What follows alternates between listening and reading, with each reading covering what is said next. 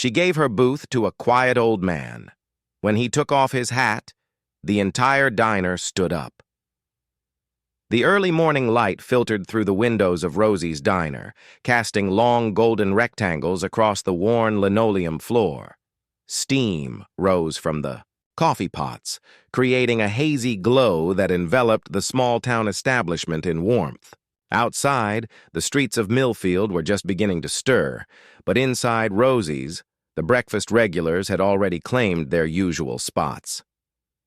Sarah Matthews wiped her hands on her faded blue apron and surveyed the diner with a practiced eye. At 32, she'd been working at Rosie's for almost 15 years, starting as a teenage dishwasher and working her way up to head waitress. She knew every crack in the ceiling, every squeak in the floorboards, and most importantly, every regular customer's order before they even opened their mouths. "Order up," called Frank from the kitchen, sliding 2 plates of his famous blueberry pancakes onto the counter. Sarah smiled, tucking a strand of chestnut hair behind her ear as she grabbed the plates.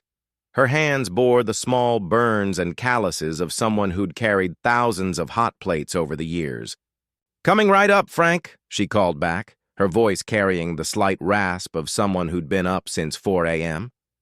The diner was a slice of unchanging America, vinyl booths worn smooth from decades of sliding denim, countertops bearing the ring marks of countless coffee cups, and walls decorated with faded photographs of local high school sports teams. The jukebox in the corner, though rarely used these days, stood as a sentinel to simpler times.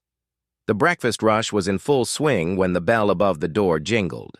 Sarah glanced up from refilling Mrs. Henderson's coffee cup to see an elderly man step inside. He stood just inside the entrance, seemingly uncertain, his weathered hands clutching a simple navy cap. He wore a plain button-up shirt tucked into pressed khaki pants that hung slightly loose on his thin frame. His face was a roadmap of lines and creases, telling stories that his quiet demeanor kept hidden. Sarah noticed that despite his age, she guessed mid-80s at least, he stood remarkably straight, with a dignity that seemed almost out of place in the casual diner setting. She also couldn't help but notice how his eyes, a faded blue that spoke of having seen too much, scanned the room with a careful precision. "Be right with you, sir," Sarah called, finishing up with Mrs. Henderson. The old man nodded slightly, patient and unassuming. He continued to stand by the door, seemingly unwilling to impose. As Sarah made her way over to him, she noticed the diner was completely full, unusual for a Wednesday. The last booth had just been claimed by a group of construction workers who'd come in loudly discussing their day's project. "Good morning," Sarah said warmly. "Welcome to Rosie's." "Morning, ma'am," the man replied, his voice low and gravelly, like stones tumbling in a creek bed. "Don't suppose you have a table available?" His eyes darted to the floor briefly. "I can come back another time." Something about his quiet dignity touched Sarah. He reminded her of her grandfather, who had passed away 5 years ago. The same careful way of speaking, the same respectful manner. "Well, we're pretty packed this morning," Sarah began, then glanced at her watch. It was 8:30 a.m., the middle of her break. She'd been planning to sit in her usual booth in the corner to rest her feet and have a quick breakfast before the lunch crowd started arriving. "But you know what? I've got the perfect spot for you." She smiled. "Follow me." Sarah led him to the corner booth, her booth, where her coffee and a half-eaten piece of toast already sat. "You can have my booth, sir. I was just finishing." "Up anyway." The old man looked genuinely surprised. "Oh no, I couldn't take your seat, miss." "You're working hard. You need your rest." Sarah waved away his concern. "I insist. Best seat in the house. You can see the whole diner from here, and it's quieter than sitting at the counter." After a moment's hesitation, the man gave a small nod of thanks and carefully slid into the booth. "That's mighty kind of you. Can I get you some coffee to start?" Sarah asked, already clearing away her own cup. "Yes, please. Black," he replied. As Sarah turned to get his coffee, she heard Donna, another waitress, whisper, "Sarah, that's your break booth. You've been on your feet since opening." Sarah shrugged. He needed it more than me. I'll grab a stool at the counter later. When she returned with his coffee, the old man had placed his navy cap on the seat beside him. His hair was thin and white, combed neatly to the side. As he reached for the coffee, Sarah noticed his hands. They were rough and knotted with arthritis, but they moved with a surprising steadiness. "Thank you, miss," he said, taking the cup with both hands as if savoring its warmth. "My pleasure. Ready to order? Or do you need a minute with the menu?" "Just eggs and toast would be fine, if it's not too much trouble." Sarah jotted down his order. "How do you like your eggs?" "Over easy," he said. Then, after a pause, "That's how we had to have them in the field. Couldn't risk breaking the yolks when you're cooking on uneven ground." Sarah's pen paused on her notepad. "In the field?" The man seemed to retreat slightly, as if he'd said more than he intended. "Oh, just an old man's memories." He offered a small smile that didn't quite reach his eyes. Sarah nodded, respecting his privacy. "One over easy with toast coming right up." As she pinned the order slip to the wheel for Frank, she glanced back at the old man. He sat quietly observing the diner, occasionally sipping his coffee. There was something about him, a stillness, an awareness that set him apart from the usual customers. "Who's the old-timer?" Frank asked, following her gaze. "Not sure," Sarah replied. "Seems like a nice man. Gave him my booth." Frank raised an eyebrow but said nothing more as he cracked eggs onto the grill. Throughout the next 15 minutes, Sarah found herself repeatedly glancing at the old man's booth. He sat alone, occasionally looking out the window at the small-town street, his expression thoughtful and distant. Once, when a plate clattered loudly to the floor near the kitchen, Sarah noticed how the old man's entire body tensed, his hand gripping his coffee cup so tightly his knuckles turned white. It lasted only a second before he relaxed again, but Sarah had seen it. When his food arrived, he thanked her with the same quiet courtesy and began eating methodically, cutting his toast into precise quarters. As Sarah refilled coffee cups around the diner, she overheard fragments of conversations, local gossip, weather predictions, complaints about road construction, the normal symphony of small-town breakfast. It was during one of these rounds that the bell above the door jingled again. Sarah looked up to see Mayor Collins enter with his usual bombastic greeting. "Morning, everyone! Beautiful day in the best little town in America." Several diners called back greetings as the mayor made his way toward his usual table. As he passed the old man's booth, he stopped suddenly, his jovial expression freezing. "My God," the mayor said, his voice dropping to an unusual hush. "Sergeant Major Williams? Robert Williams?" The old man looked up from his eggs, squinting slightly at the mayor. After a moment, recognition dawned on his face. "Little Tommy Collins? Is that you?" The mayor, all 6 feet and 200 pounds of him, seemed to stand straighter. "Yes, sir, though most people call me Mayor Collins now." The old man, Sergeant Major Williams, apparently, nodded.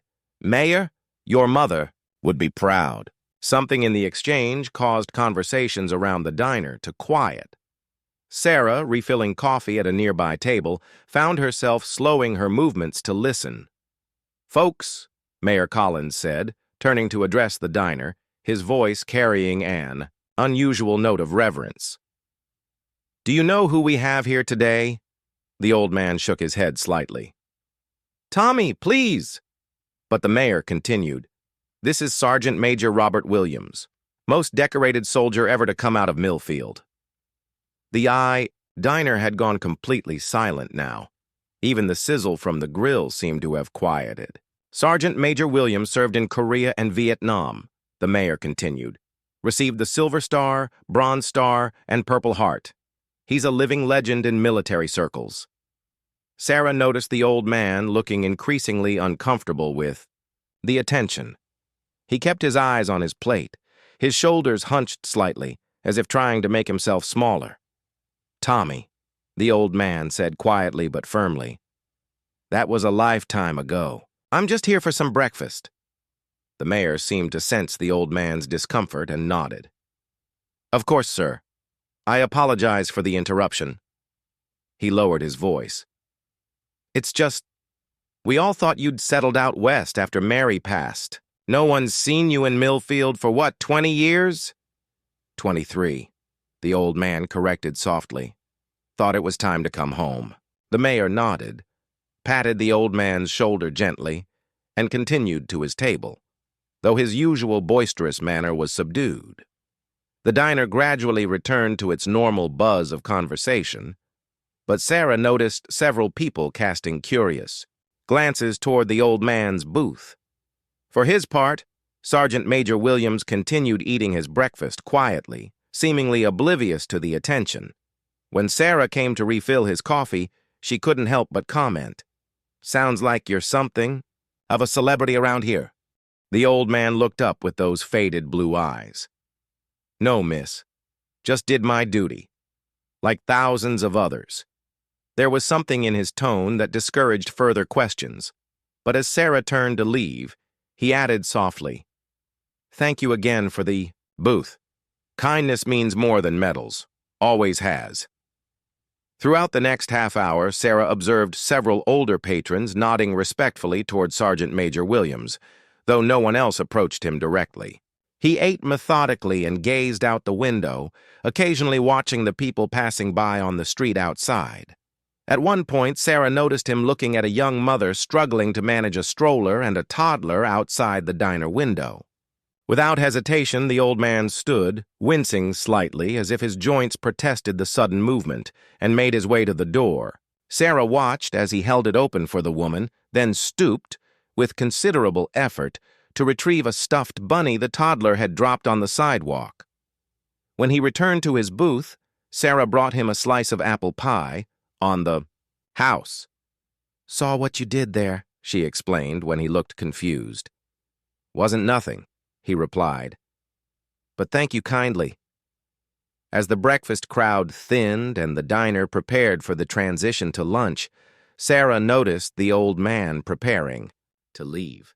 He carefully counted out exact change for his meal, plus a generous tip, and reached for his navy cap. It was then that the bell jingled again, and 3 men in their 70s entered the diner. They were engaged in animated conversation until one of them, a tall man with silver hair and a Veterans of Foreign Wars pin on his jacket, stopped abruptly, his eyes fixed on Sergeant Major Williams. "Bobby," the man called out, his voice carrying a mix of disbelief and emotion. "Bobby Williams?" The old man looked up, his hand pausing on his cap. For a moment he seemed confused, then his eyes widened in recognition. "Jimmy Easton," he said, his voice barely audible across the diner. "Charlie Martinez, Ray Dougherty." He named each man in turn.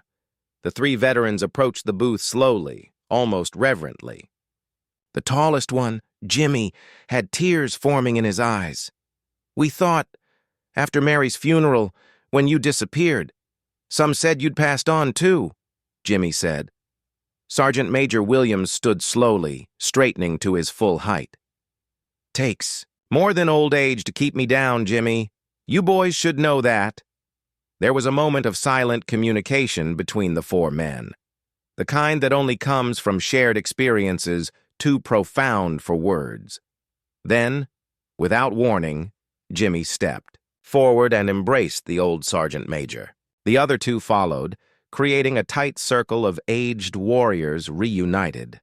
Sarah, watching from behind the counter, felt a lump form in her throat. Frank had come out from the kitchen and stood beside her, dish towel in hand, watching the scene unfold. "Who are they?" Sarah whispered. "Vietnam vets," Frank replied quietly. "Local boys who served under Williams. Before my time, but my dad used to talk about them. Called themselves the Millfield 5. 5? Sarah counted only 4 men. Frank nodded solemnly. 5th never made it home. The group of veterans moved to a larger booth, and Sarah brought them coffee without being asked. As she approached, she heard fragments of their conversation. Saved our whole unit. When you carried Martinez 3 miles with that leg. Never thought I'd see you again, Sarge. Sergeant Major Williams seemed transformed in their presence, his back straighter, his voice stronger as they reminisced. Yet Sarah noticed he deflected praise, instead asking about their families, their lives since they'd last met. More customers entered the diner for the early lunch service, and Sarah returned to her duties, though she kept an eye on the veterans' booth. Their conversation appeared to grow more serious as time passed, heads bent close together. Around noon, the diner had filled again with the lunch crowd. The 4 veterans still sat together, now joined by Mayor Collins.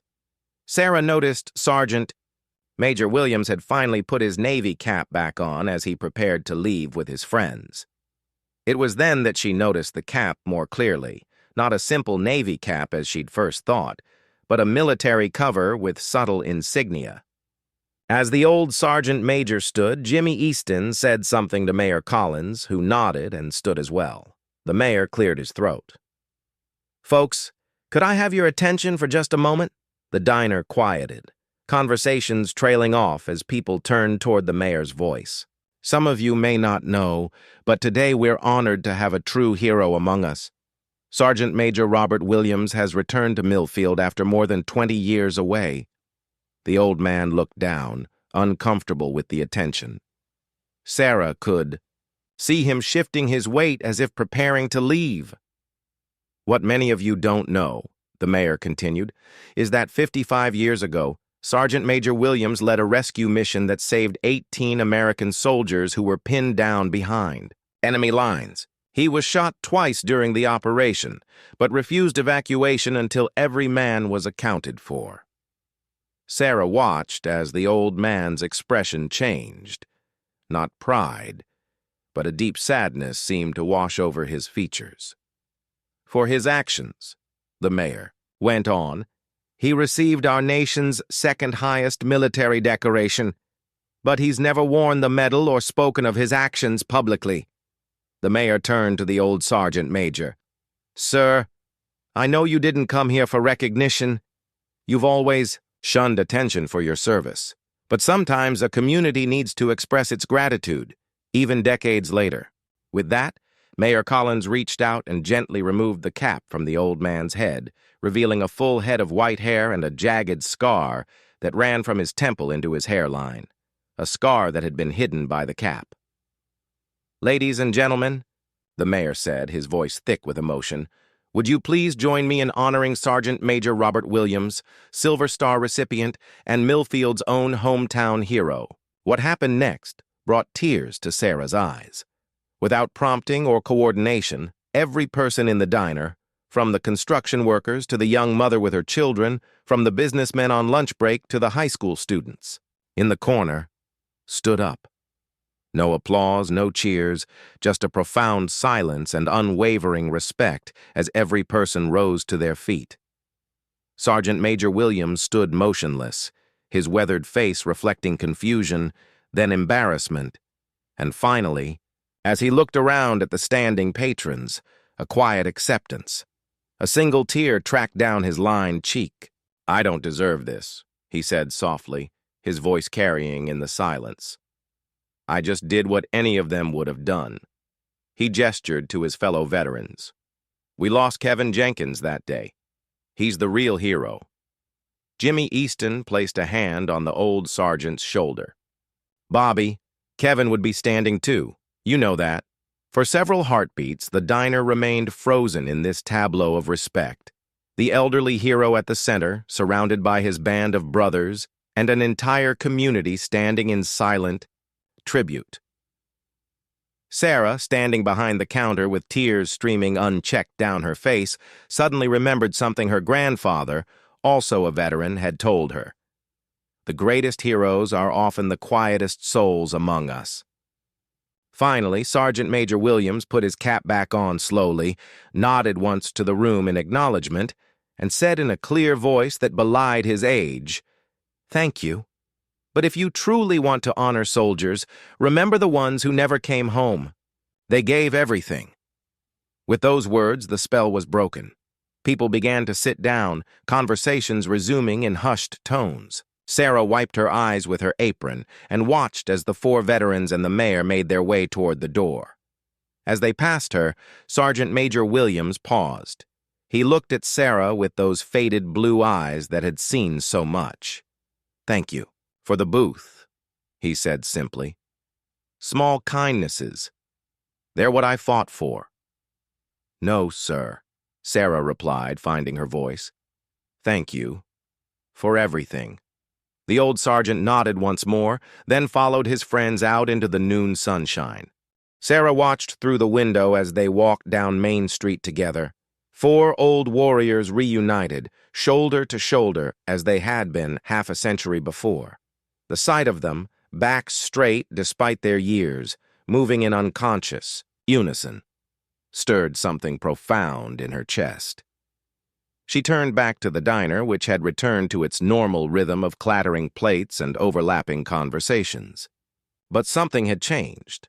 In giving up her booth to a quiet old man, Sarah had unwittingly created a moment that would live in the memory of everyone present, a moment when the daily bustle of life paused to honor quiet sacrifice and enduring courage. As she picked up her order pad and approached her next table, Sarah made a mental note to call her father that evening. Her dad had served too, not in a war, just 4 quiet years in the Peace Corps. But suddenly she wanted to thank him as well. For the first time, she truly understood that heroes rarely announce themselves. They shuffle into diners in worn shoes with caps pulled low, carrying memories and scars most of us will never comprehend. A week later, a small bronze plaque appeared on the corner booth of Rosie's diner. It read simply, "Reserved for those who served."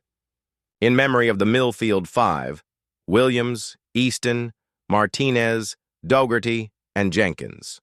Some gave all gave some. Sarah made sure that booth was always available for any veteran who walked through the door. And on quiet mornings, when the light streamed through the windows just so, she sometimes imagined she could see 5 young soldiers sitting there, laughing together, forever young in the amber glow of memory. Sometimes the greatest honor isn't found in medals or monuments, but in simple human connections, in a booth offered to a stranger, in standing for someone who stood for you, and in remembering those quiet heroes who walk among us, asking nothing but perhaps deserving everything. And sometimes, just sometimes, all it takes is a small act of kindness to reveal the extraordinary in what first appears ordinary, like giving up your booth to a quiet old man in a navy cap on an otherwise unremarkable Wednesday morning.